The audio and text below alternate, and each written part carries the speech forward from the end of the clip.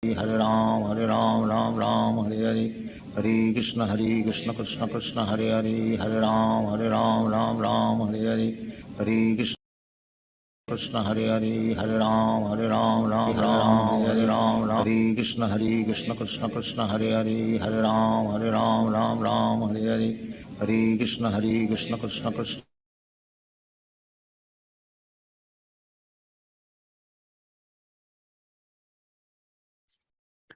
Hare Krishna devotees, please accept my humble obeisances. All goes to Rupa. Swamini Mataji, whenever you're ready, you can start, Mataji. Yes, Prabhuji. Thank you, Prabhuji. Hare Krishna, dear devotees, please accept my humble obeisances on Srila Prabhupada and Guru Maharaj. Om Namo Bhagavate Vasudevaya. Om Namo Bhagavate Vasudevaya. Om Namo Bhagavate Vasudevaya.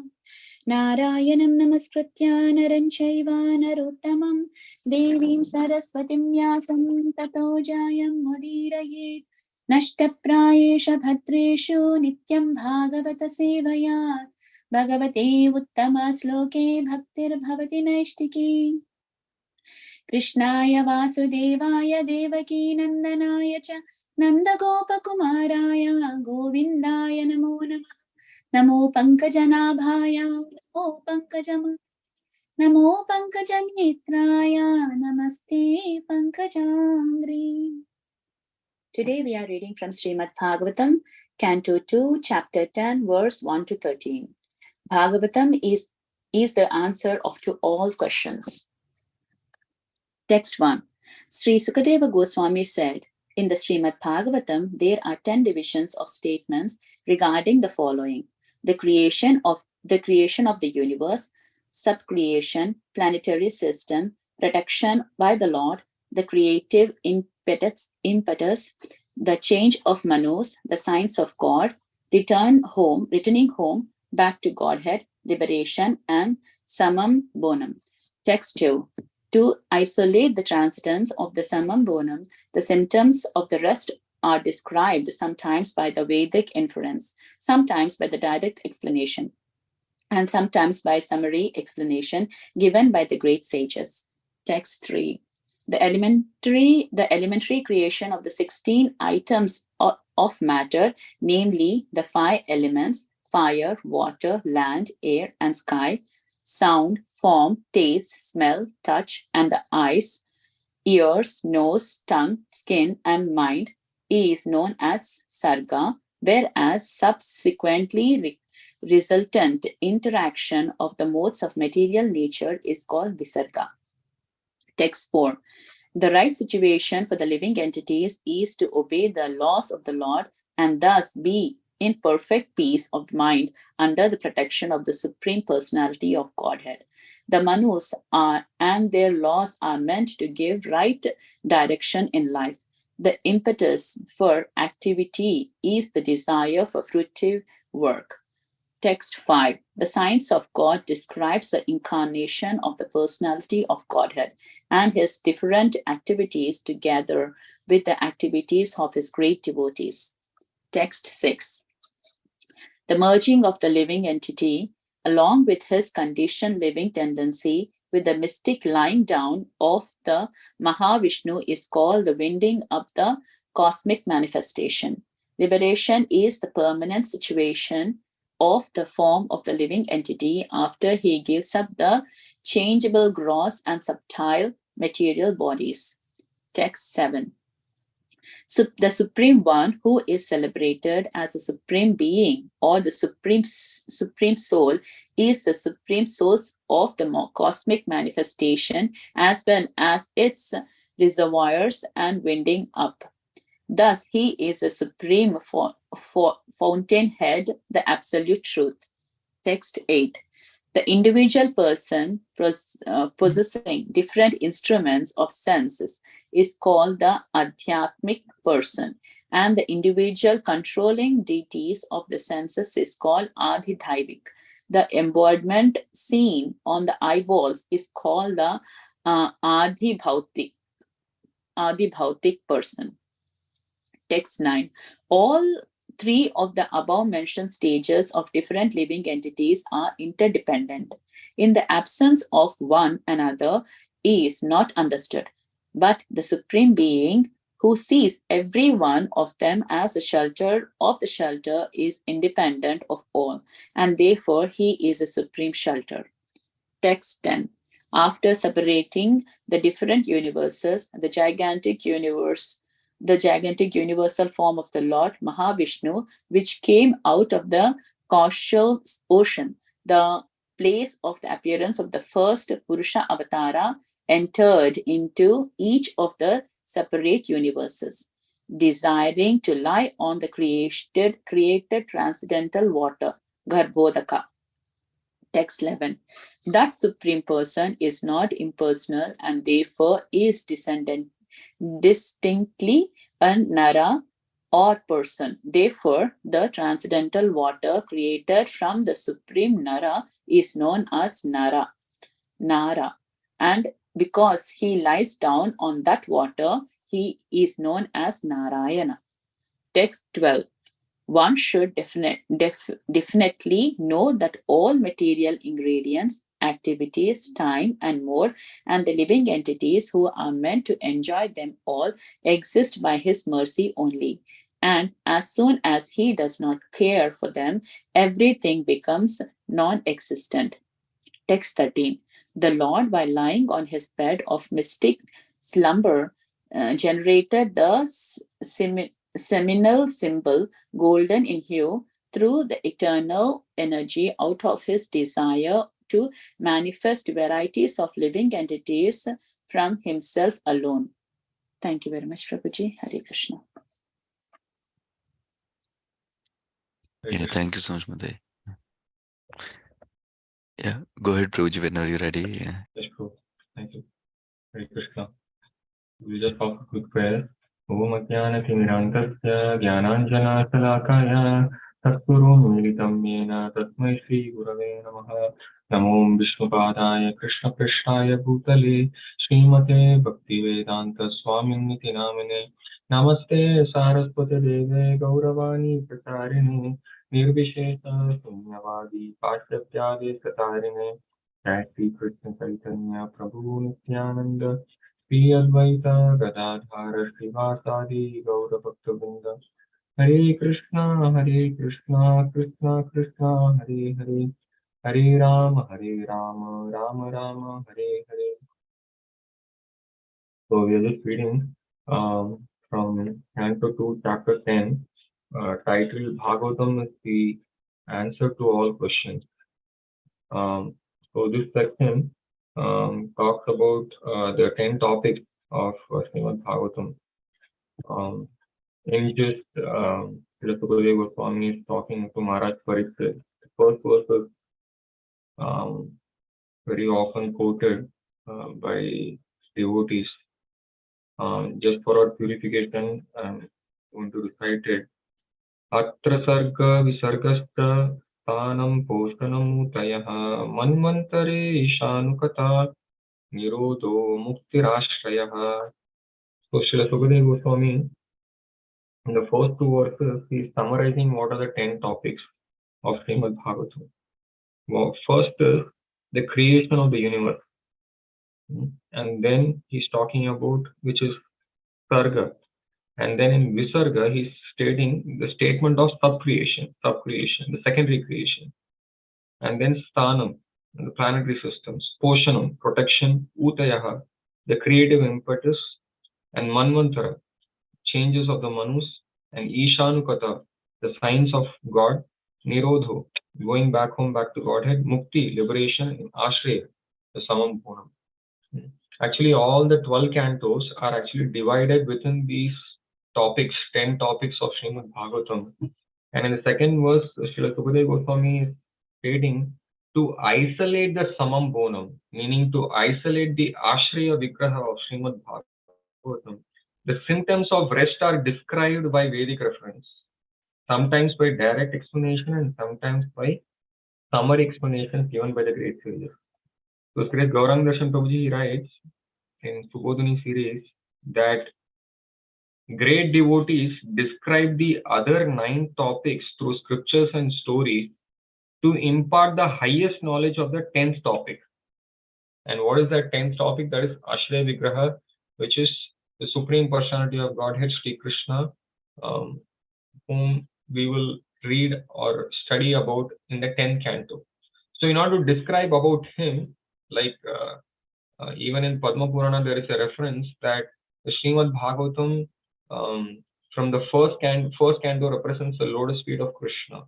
Then gradually it goes from lotus feet to the knee, to the thighs, to the hip, to the navel. It gradually goes and it goes up to the smiling face of Krishna, which is the 10th canto. So that's how Srimad Bhagavatam has been divided sequentially. Srila Sukadeva Goswami is mentioning that. And then verse 3 to 7 is giving the definition of these 10 topics, right? So for the first, the third verse, he talks about Sarga and Visarga, where he's talking about the elementary creation of the 16 elements of matter, and he's also talking about the interaction of material nature. So when material nature interacts with these 16 elements, essentially this secondary creation is done by Lord Brahma. Sarga is that material elements are arranged by Krishna in the form of Mahavishnu, and then Lord Brahma is doing this secondary sub-creation. Srila Prabhupada writes in the purport, the creation is made possible from the Supreme Personality of Godhead directly by his manifestation of his particular energy. Without such Vedic reference, the creation appears to be a product of material nature. This conclusion comes from a poor fund of knowledge. So without understanding from Vedic literatures, we'll all think that everything just came from matter. Okay? That's the predominant understanding. But Prabhupada is saying from Vedic conclusion, everything comes from the Supreme Lord. The Vedic conclusion is transcendental light, whereas the non-Vedic conclusion is darkness.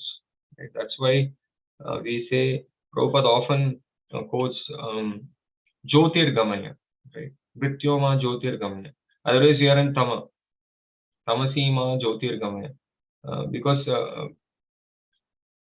we are always in darkness, and it is only when an Acharya or a Guru comes and he will bring us out from the darkness. That's why we always recite Om Ajnana Timirantasya Jnananjana Shalakaya Chakshurun Unmilitam Yena Tasmai Shri Gurave Namaha. We have been in darkness for a lot of time, and it is Sri Guru and the Acharyas who come and light us up with this torch of knowledge.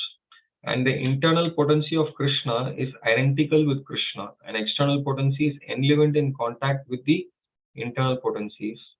And the part and parcels of the internal potency which react in contact with the external potency are called the living entities, right? So we, the jivas, we are actually part of the internal potency.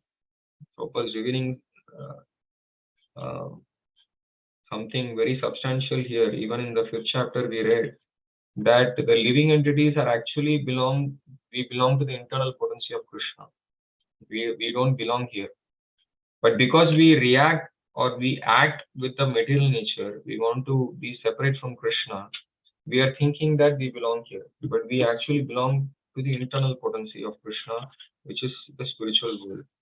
And then in text 4 onwards, he talks about 4 topics about Sthanam, Poshanam, Manvantara, Nuti. Meaning, Sthanam means right situation for living entities. So our situation is to obey the laws of Krishna.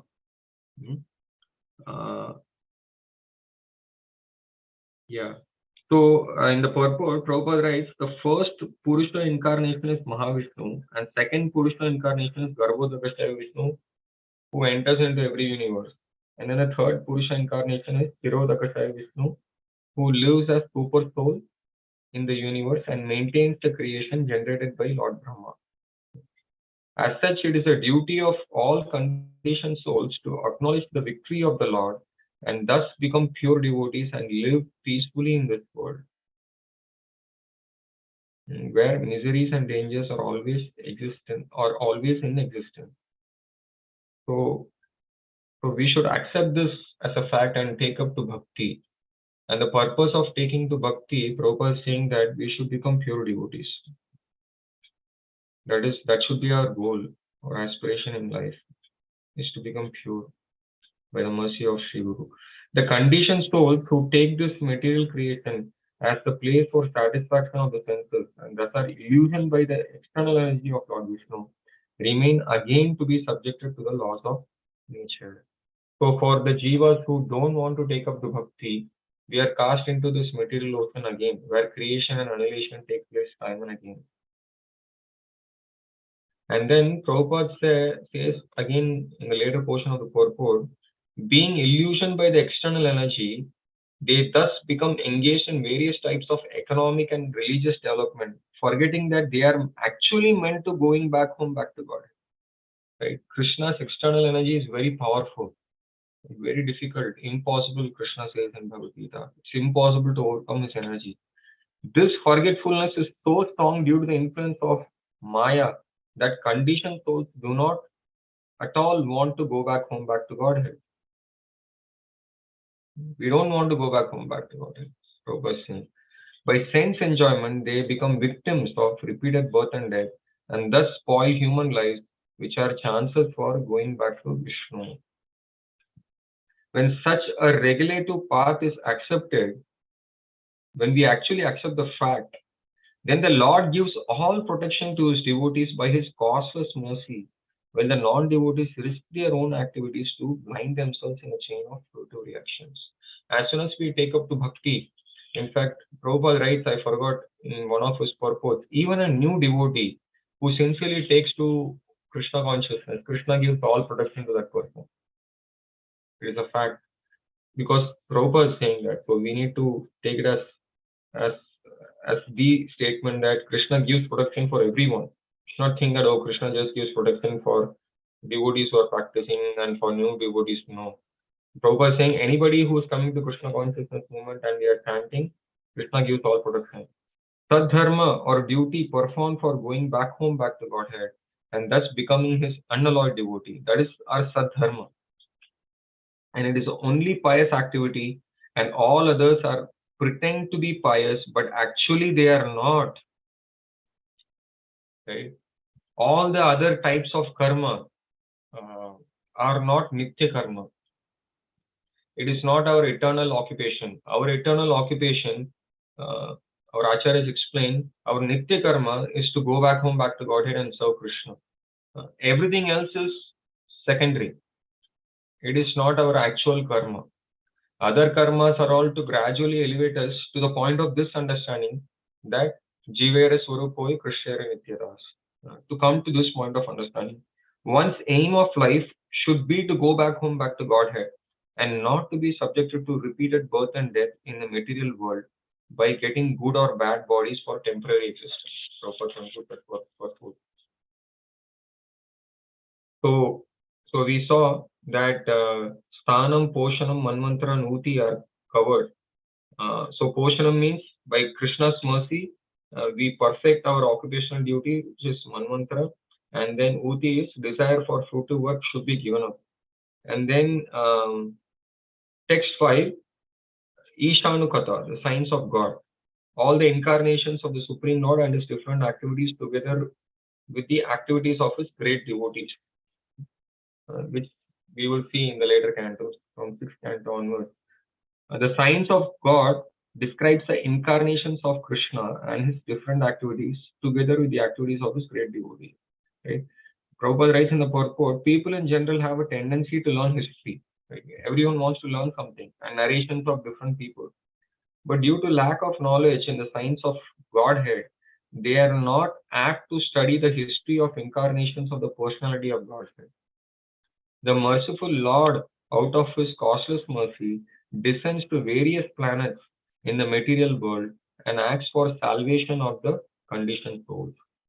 The Krishna comes out of his causeless mercy. Otherwise, we never even look up for Krishna for him to descend. He comes out of his causeless mercy. That makes the history and narrations worth reading. And Srimad Bhagavatam offers such transcendental topics of the Lord in relationship with great devotees. Therefore, the topics of the devotees and Krishna are to be given respectful oral reception. So we should feel grateful, and we should, in all respect, we should hear Srimad Bhagavatam every day. Nityam Bhagavata Sevaya. And text 6, Nirodha and Mukti are described, where the merging of the living entities within the mystic lying down of Mahavishnu after the annihilation, and what happens to the living entities after we merge into the body of Mahavishnu. So that is explained. So Prabhupada writes, this is a very nice purport. So Prabhupada writes, there are two types of living entities. Most of them are ever liberated. Only some portion are conditioned. So the liberated living entities are called Nitya Muktas, and we are called Nitya Bhaddha. Bhaddha means to be conditioned, ever conditioned in this material world. One facility is that the conditioned soul can act according to its tendency. We have two choices. Either we can act according to our false nature of trying to lord it over this world, or the other facility given is the conditioned soul has a chance to come back to Godhead.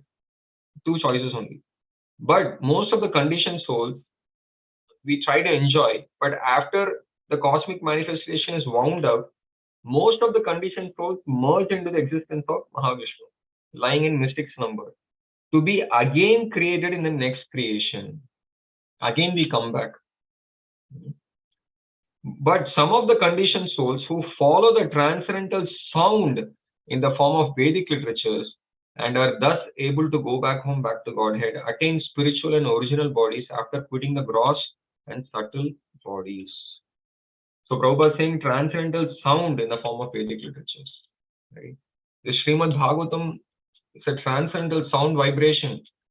In fact, in one of the purports we read earlier, Srila Prabhupada writes, simply by giving oral reception in a submissive manner to Srimad Bhagavatam, one can go back home, back to Godhead. This is Prabhupada's statement. Right? Because at an absolute platform, Prabhupada writes, Krishna's name, qualities, form are non-different because they are transcendental. And if we hear from the right source, we get purified. And reading or hearing of such transcendental literatures helps one become liberated even in conditioned state of material existence. It doesn't matter what our state is. Anybody who with a submissive attitude hears to Srimad Bhagavatam gets purified. All the Vedic literatures aim at bhakti to Krishna. And as soon as one is fixed at this point, he at once becomes liberated from conditioned life. So everything should culminate to the point of bhakti to Krishna. Everyone is after some pleasure, Prabhupada writes in the end, for enjoyment, but does not know the supreme source of all attraction is Krishna. Why? Because Prabhupada quotes, Raso vai saha rasam hi evayam labba nandi bhavati. Raso vai saha. Krishna is the ultimate source of all pleasures, but we are seeking after other pleasures in this world for our own enjoyment. Yeah, and then one who is fortunate enough to get this information through the transcendental literatures like Srimad Bhagavatam becomes permanently liberated to occupy his proper place in the kingdom of God. So all glories to our book distributors who are going out of their way to give Srimad Bhagavatam to so many people, whomever they need and whoever is inclined. And text 7, the Supreme One who is celebrated as the Supreme Being or the Supreme Soul is the Supreme Source of the cosmic manifestation as well as its reservoir and winding up. So text 7 it talks about Ashraya, the cause of creation and maintenance and destruction of the universe, who is also known as Paramatma or Parabrahma. Yeah. So Prabhupada writes in the purport, Bhagavan ultimately means Lord Krishna, because the Srimad Bhagavatam has already accepted the Supreme Personality of Godhead as Krishna in the fourth canto, right? Krishna's to Bhagavan Swayam. But even with the symptoms of Bhagavan, such as Lord Narayana, Vishnu, Purusha, the last word is Krishna, as confirmed in Bhagavad Gita. aham sarvasya prabhavo matta sarvam pravartate, etc. Besides that, Srimad Bhagavatam is the representation of Lord Krishna as sound incarnation of the Lord. This is why Prabhupada said the transcendental sound vibration of Vedic literatures, right? Prabhupada quotes what the sages asked, right? What is the state of Kali Yuga? And Krishna reported, Krishne swadamo pagate dharma jnana divi swaha kalo nashta drishamesha puranarko dunoditaha. The sages mentioned in the first canto that after Krishna went back to his eternal abode, he came in the form of Srimad Bhagavatam, which is non-different from him in the age of Kali. He was rising as a sun in the age of Kali to give light for everyone. Later in the purport, Prabhupada writes, he essentially gives a snapshot of what is there, what is explained in each of the cantos. And then he states that it is concluded by studying the complete Srimad Bhagavatam that Lord Krishna is the ultimate summum bonum, or the ultimate source of all of the energy. And according to the grade of worshippers, the indications of nomenclature may be differently explained as Narayana, Brahma, or Paramatma, etc. Right? Depending on the person's perception or their mood, different plenary portions or portions of Krishna may get revealed to that person through verse reading. But the actual ashraya of Srimad Bhagavatam is Brajendranandan Krishna. And in text 8 and 9, Paramatma is the shelter of the soul, right? And who is the shelter of Adhyatmic, which is the subtle senses, the translation it's written, and then the individual controlling deity, which is called Adidevik, deity of the senses, and then the embodiment seen on the eyeballs is called Adibhautik senses, Adibhautik, the gross sense in the body. And Prabhupada writes in the purport, he quotes 1042, Ekam Shena Stito Jagat, where Krishna says, just by my spark, I behold this entire creation, right? So Krishna says that by his amsha, he pervades this entire world. It should be understood that Krishna is the shelter of Paramatma also, who is the shelter of the Jiva. Thus, Krishna is the supreme ashraya is established, right? Krishna is the source of Paramatma also, because from Krishna only all expansions come. But here it states Paramatma, from Paramatma all the Jivas come, right? So they are all the controlling deities. So Prabhupada writes all controlling deities like Lord Vishnu, Brahma, Lord Shiva are different manifestations of Paramatma feature of the Supreme Personality of Godhead Sri Krishna, who exhibits himself in such manners by entering into each and every universe generated from him. So later in the purport, Prabhupada writes some interesting fact. He writes, this body is called Anna Rasamaya embodiment. The body we have is called Anna Rasa. And this body depends on food. But actually the living entity does not eat anything. We actually don't eat anything, Prabhupada writes. However, because the owner is spirit in essence, the material body, the body actually requires matter for the wear and tear. Only the body requires for the maintenance. The food that we are eating, the soul is not wanting the food, the actual food that we are eating.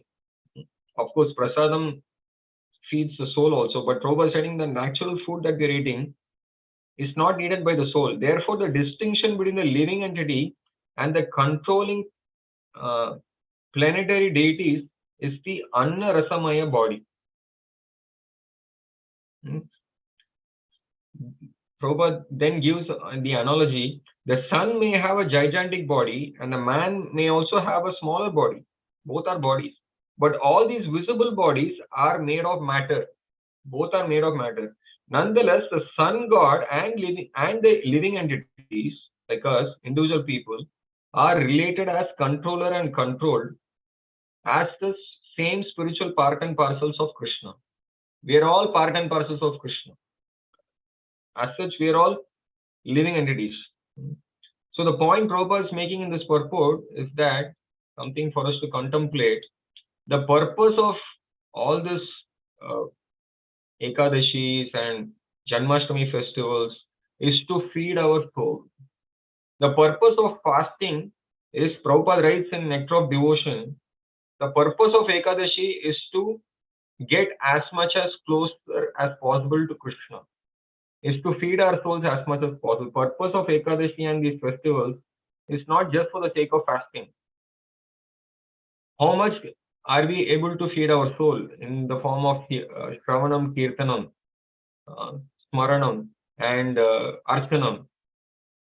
How much are we able to absorb ourselves in Krishna? Because even if we hear Krishna's pastimes later, so many pastimes are there where the devotees are not even eating or drinking anything. So many great devotees are there. Ranti Dev, so many devotees are there.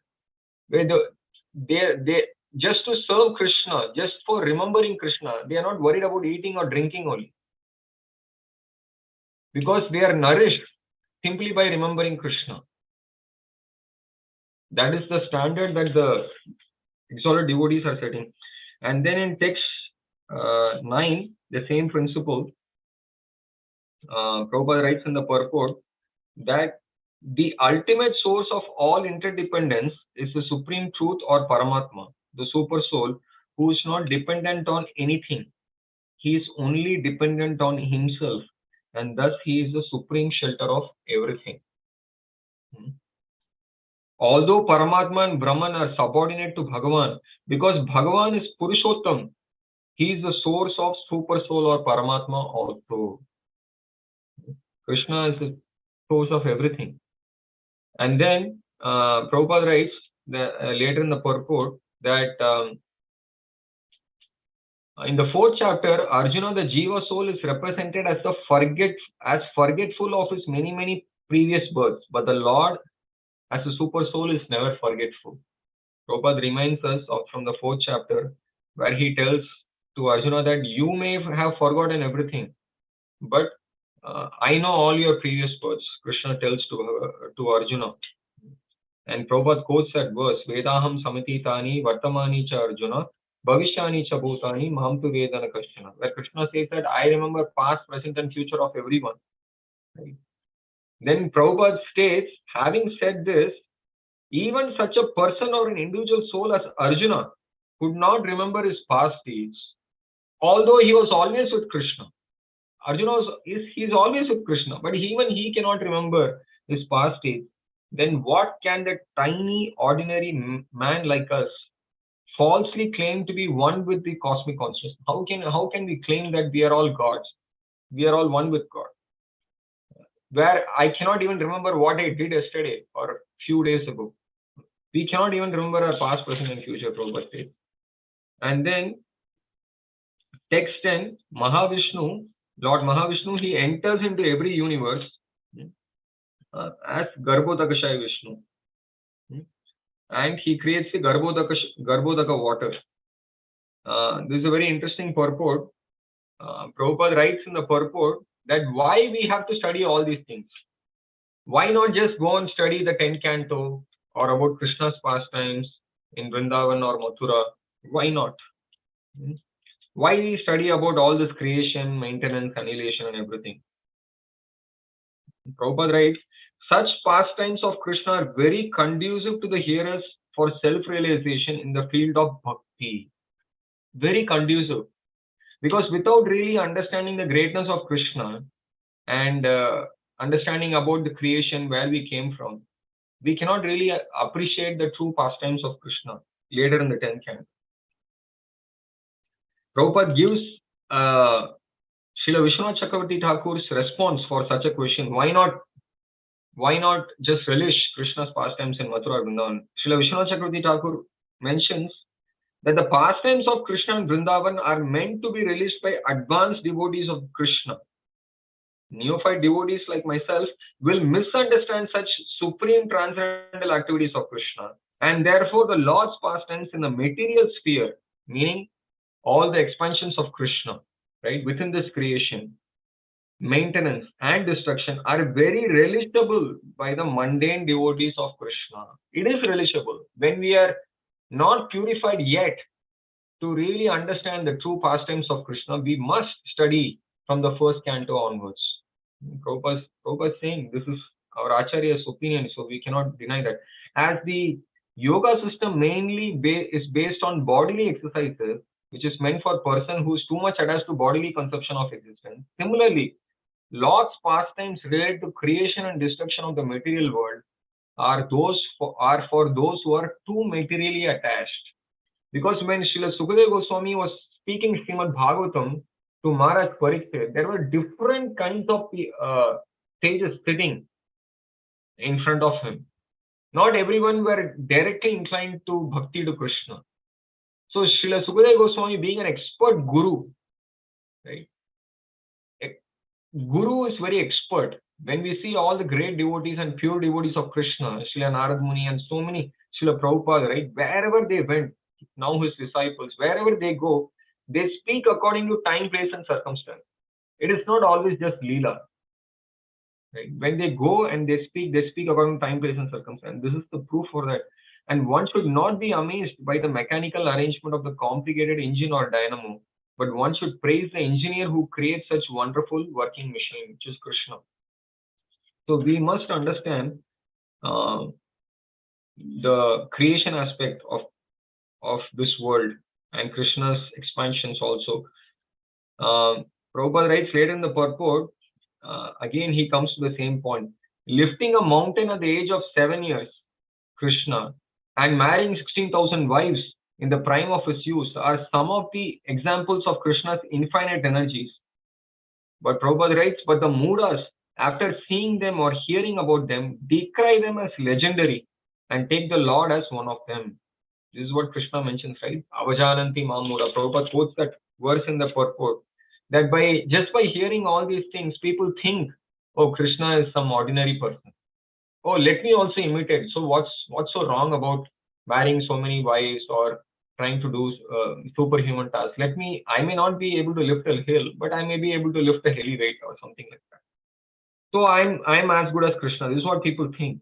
They cannot understand that Lord Krishna, although in the form of human being, by his own potency, is Krishna with full potency as a supreme controller.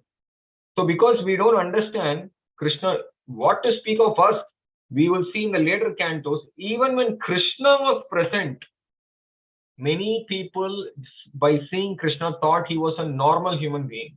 After seeing Krishna, that is the problem. That is why Prabhupada is warning us that we should give submissive and oral reception to the messages of Krishna in Srimad Bhagavad Gita or Srimad Bhagavatam, so that such Mudas also become devotees of Krishna. How? By the grace of his pure devotees. Hare Krishna. So Prabhupada says that only by the mercy of pure devotees that Mudas like myself have the opportunity to purify ourselves and really understand who Krishna is. We cannot understand Krishna. That is why the Bhagavatam takes us from the first canto through all this process of creation and annihilation and talks about all the expansions of Krishna first. And then in the text 11 and 12, we'll complete quickly, couple of minutes. Therefore, that the Supreme Person is not impersonal. Srila Sukadeva Goswami. This is Srila Sukadeva Goswami speaking, so it's authoritative. And therefore is distinctively a Nara or person. Person means Nara. Therefore, the transcendental water created by this person is called Nara. He's giving the explanation for Narayan. And because he lies on the water, he's called Narayan. Right? He's a person, he's called Nara. And the transcendental water he created is called Nara. And because he is lying on the same water, he is called Narayana. Narayana. 4 syllables.